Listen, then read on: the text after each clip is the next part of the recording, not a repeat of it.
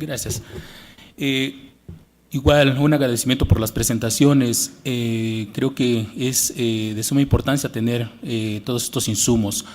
Pero en específico veo que dentro de todo el entramado de acciones que se vienen llevando a cabo en la construcción de las estrategias, hay el componente social como en un término medio.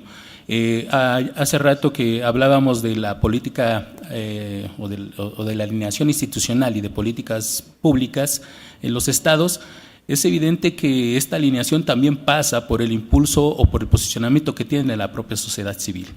Esto lo comento porque una de las cosas que vemos desde México como necesidad es que precisamente las iniciativas que contribuyan a la construcción del proceso de la ONU-REDD deben de también tomarse en cuenta, ¿no? Se deben de incentivar, y la cooperación internacional a veces no tiene estas líneas de apoyo para que bajo la propia perspectiva tanto de comunidades campesinas o de comunidades y pueblos indígenas, se haga un trabajo en ese sentido. Pareciera que entonces estamos como condicionados a que los apoyos vengan o ya sea a través de las instancias de los estados o a través de la cooperación de organizaciones de la sociedad civil o ONGs, a veces de carácter conservacionista o de desarrollo humano.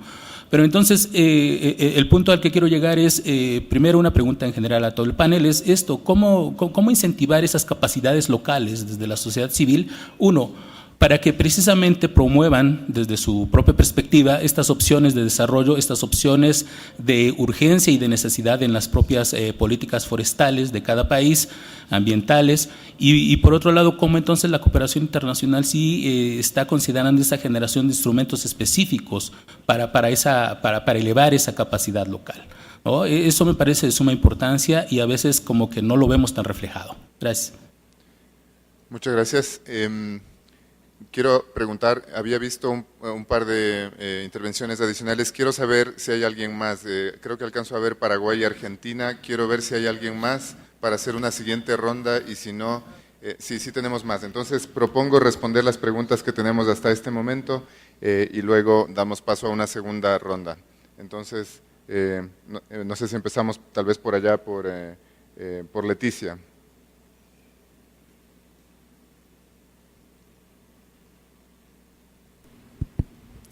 Gracias.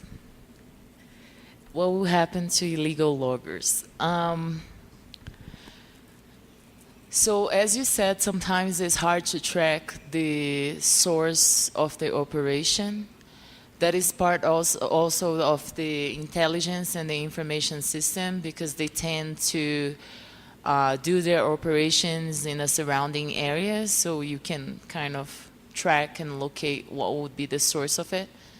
But the first step is to get all the products and all the machinery that they used and destroy the machinery and take the wood away.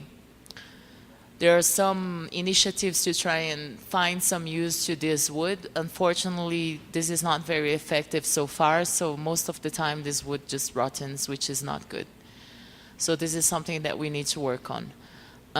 Fines are applied to the business or the operation, but often they mask the operation under different numbers or CNPJs, and so then it's not necessarily the same person while it is the same person. So it's difficult, because if there was, if it happened again, it could come to a position in which criminal consequences would happen, because as I mentioned on my first presentation, it could be considered, you can take them to court, and this could become even like they could go to jail for this, but it's really, really hard for that to happen. So most of the times it reverts to fines, and even fines are hard to get the money totally from them, because they will go to court and will take years and years on a legal battle in order for them to pay it in the end. So it's a very complicated system. The good part of it is that it goes on the record. So for, taking loans and doing things, this operation would have difficulties. So it's a process underway. Ludovino is the lawyer. Maybe he can complement me with more legal aspects of the whole operation. In terms of the resources and the budget, which was the question from Ecuador, not all resources that were allocated to tackling deforestation came from the national budget. There were other international cooperation projects that contribute to it. So the way that we do for REDD, because the country started its actions before REDD was actually a mechanism, is that we try to make a clear distinction between what's readiness finance and what's payments for performance for REDD. So readiness finance is pretty much everything that's declared as an initiative that contributes to policies that end in reducing deforestation.